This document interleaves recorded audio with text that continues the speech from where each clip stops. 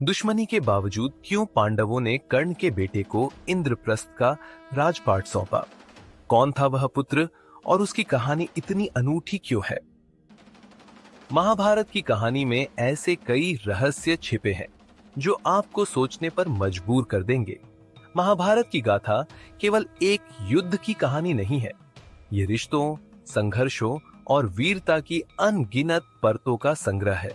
हर पात्र का अपना महत्व है, लेकिन इनमें से एक अनदेखा अध्याय कर्ण के पुत्रों का है।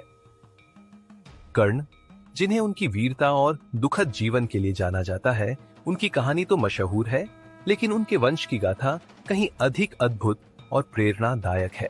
कर्ण का जन्म एक दिव्य वरदान से हुआ था। माता कुंती ने सूर्य देव से मिले आशीर्वाद के कारण कर्ण को जन्म दिया, लेकिन समाज ने उन्हें सूत पुत्र कहकर ठुकरा दिया।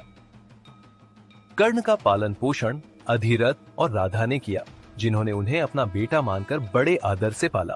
कर्ण ने अपने माता पिता की इच्छा का सम्मान करते हुए रुशाली से विवाह किया। उनकी दूसरी पत्नी सुप्रिया थी। कर्ण और उनकी पत्नियों से कुल 9 पुत्र हुए। सत्यसेन, सुषेण, शत्रुंजय, द्विपात, वृषसेन, वृषकेतु, चित्रसेन, प्रसेन और बनसेन।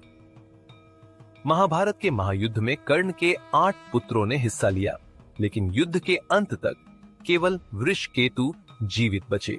ये वही वृषकेतु थे जिनके बारे में महाभारत की कहानियों में बहुत कम जिक्र मिलता है, लेकिन उनकी भूमिका उतनी ही महत्वपूर्ण थी।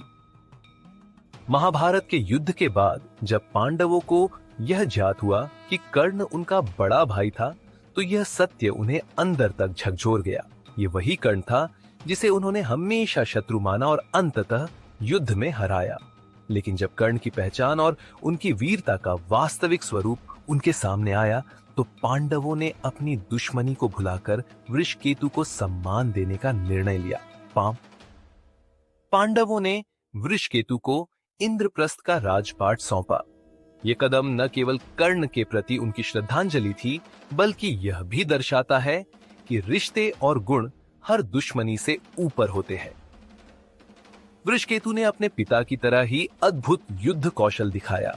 कर्ण की मृत्यु के बाद उन्होंने अपने परिवार की परंपराओं और जिम्मेदारियों को पूरी निष्ठा से निभाया। पांडवों का उन्हें इंद्रप्रस्थ का शासक बनाना यह प्रमाणित करता है कि कर्ण और उनके वंश को उचित मान्यता और सम्मान दिया गया। कर्ण के पुत्रों की कहानी महाभारत के गहन और अनकहे अध्यायों में से एक है। ये कहानी केवल युद्ध और वीरता की नहीं है, बल्कि यह भी सिखाती है कि सम्मान और रिश्ते हर संघर्ष और दुश्मनी से बढ़कर होते हैं। महाभारत की यह गाथा कर्ण के त्याग, उनकी वीरता और उनके वंश की महत्ता को हमेशा जीवित रखेगी।